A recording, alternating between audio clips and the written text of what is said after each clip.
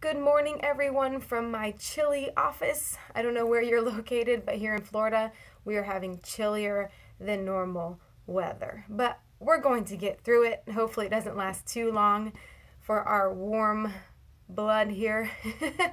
But today I wanted to encourage you and give you a tip on raising godly children.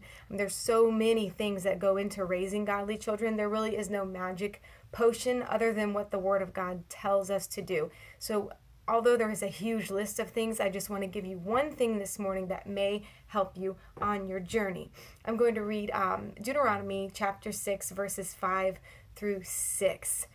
It says, "You shall love the Lord your God with all your heart and with all your soul and with all your might. And these words that I command you today shall be on your heart. You shall teach them diligently to your children, and shall talk of them when you sit in your house, and when you walk by the way, and when you lie down, and when you rise." As parents, we have to understand that we must first develop a love and a passion for the God that we serve.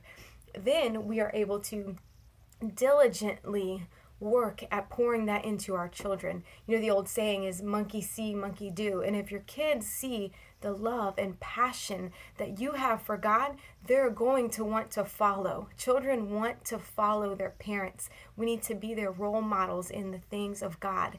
You know, I look back and I remember my parents and my grandparents, and they passionately served and loved the Lord. And even though I made some mistakes as a young adult, I had that to hold on to.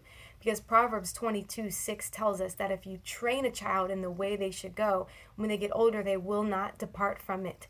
And even though I made some mistakes in life, I had that to hold on to because of what was modeled for me as a child.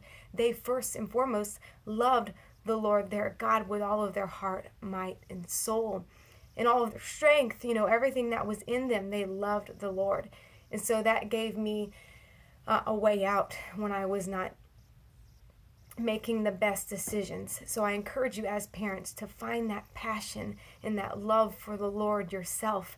And when you're at home and when you're riding in the car and you're out and about, you know, make sure we have those conversations about the love of God and pour that passion you have into them. Share your experiences. Let them know that God has a plan for their life.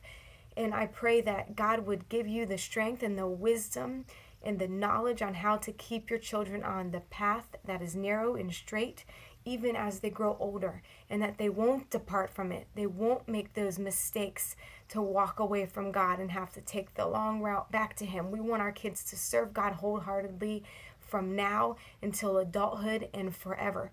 So I pray blessings over your family, and I pray for godly discernment for your children, because you know your children better than anyone. I pray that God would give you the knowledge and the wisdom on how to raise your children and teach them the things of God and help them to grow and mature into the people and the adults that God has created them to be. Remember, parents, we must have the passion and the love for God first, and then it will flow out of us into them. How exciting is that? Well, I hope that encouraged you today. It's just a little snippet on raising godly children, because we could be here for hours if we talked about this subject. And sometimes you're going to feel like you're failing, but don't give up.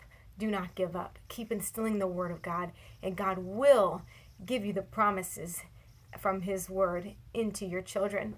I pray that you have a blessed day, a blessed week, and wherever you are, stay warm. God bless you guys.